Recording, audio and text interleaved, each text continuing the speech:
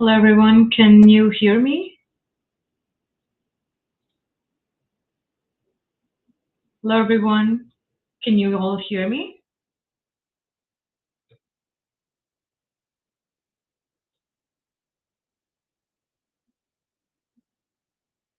Okay, so we're live, so welcome everybody that's joined our live session today.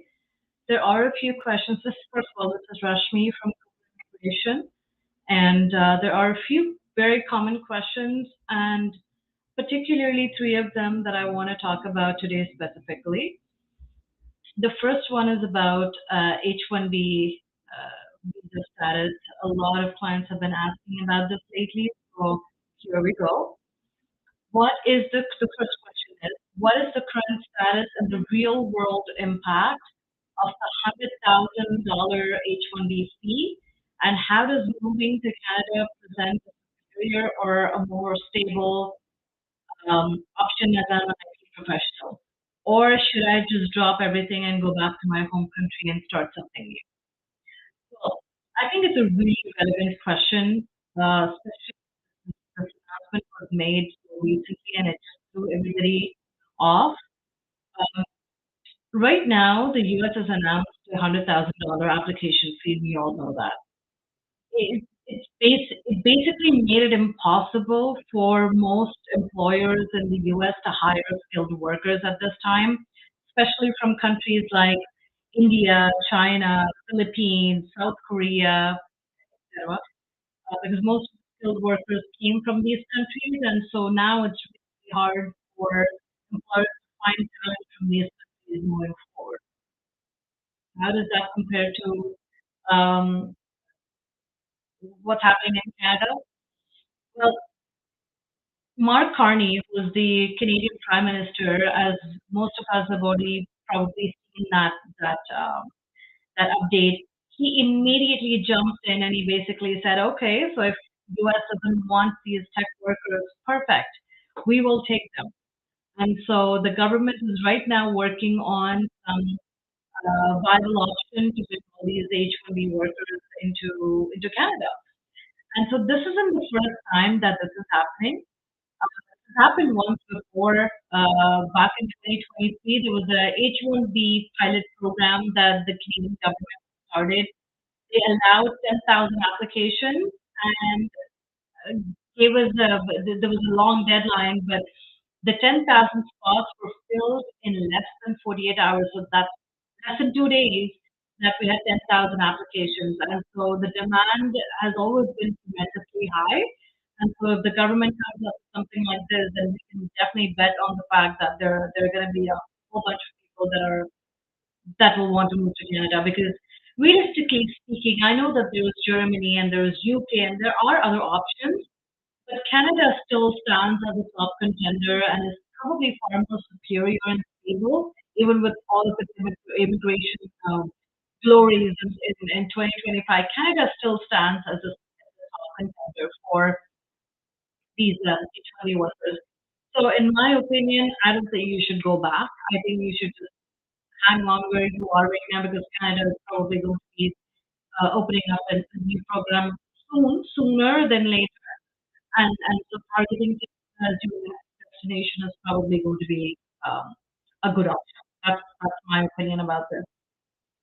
Also, I mean, U.S. versus Canada, this debate has always been ongoing, and so if you look at the U.S. system, the green card backlog times is just ridiculously high right now. There are so many people waiting and probably will never see a green card in their lifetime, which is ridiculous. You're always going to have that temporary immigration dagger hanging over your head.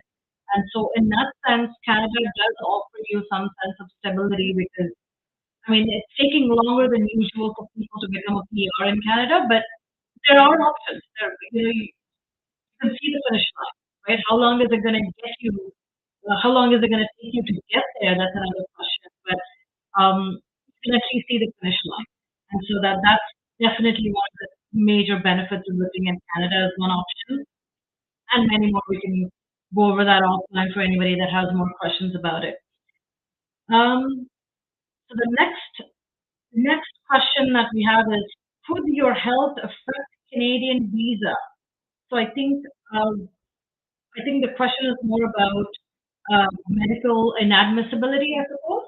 And so, if somebody is planning to apply for any type of a visa application, and you've had some medical history with tuberculosis or HIV or whatever it is, um, then yes, you've got to be a bit careful about whether or not Canada will actually accept you, because if your condition poses a danger to the general public in Canada, then that can affect your application. Or if your condition, health condition, um, causes you to have causes you to be a potential excessive demand on social services of Canada in the future, then that could also negatively impact your application. And so Um, and so we've got to be a bit careful with how Canada assesses. And mainly, they assess based on a 5-year threshold, right? And so the 5-year threshold is that the 5-year threshold that they have is $135,000. $135 and 835,810, and that amounts to approximately about $27,000 a year. And so if you go beyond that, that means you are definitely a risk to the social services of Canada. That then you're basically flagged as somebody that's high risk, and you may have issues at that point. So particularly pertaining to your situation, that's something that you should always consult somebody professional that you know within your circle, whatever it is. And it's always advisable that if you are applying for any type of a Canadian visa application, this is what I like to practice anyways with our clients. Try to have an upfront medical. Most applications allow for it, except for family class applications. Even in a family class application, you can apply for an upfront medical. You should not be submitting it along with your application, but you should definitely have it. And so that medical examination gives you a pretty good idea on whether or not you'll pass it. They don't exactly give you the results of it, but if there are any red flags, then at least the doctor basically will let you know then and there that hey, this may be you can be considered high risk or not.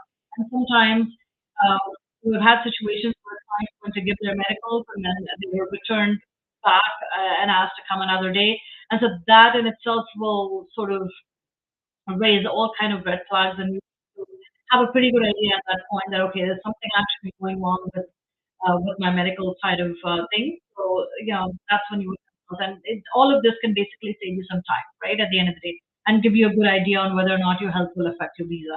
I hope that answers that question. But again, any questions we can take those offline as well. So my IT is expired. Do you need to say yes or applied for express entry before when I create your express entry profile? No, you do not, because creating a profile isn't really lying on your express entry. When you get an ITA and you actually um, a PR application, when you submit the documents after receiving an ITA to get your PR application, that is considered having applied. Just just creating a profile, that doesn't really count, and so you can. The answer to that would be a simple no. Uh, I hope that answers that question. And the last one is my degree finished in July 2020, July 1st, 2023. Postgraduate work permit applied. Can work in July 2020. Can the work performed in July of 2023 count for express entry? Um, no, I think what this question actually means is if your studies, if your postgraduate work permit was applied on July 2023 and you applied for a PWP, any work that you performed on that date or around that date until you get I think that's the question, that any work performed on that date, does that count? Well, no, you can't count that work experience. The time that you got your completion letter till the time that you actually applied for your PGWP, that time period is not count. I think that's what the question was. That I graduated, but I applied for my PGWP on a different day. So will that count? Will that work experience that makes it count? I think that's what the question was. At least that's what I understood. And so no, period does not count, and so uh, you have to apply for your PGWP first.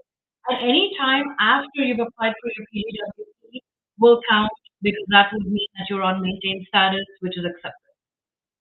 I hope that answers that question. And any questions around this?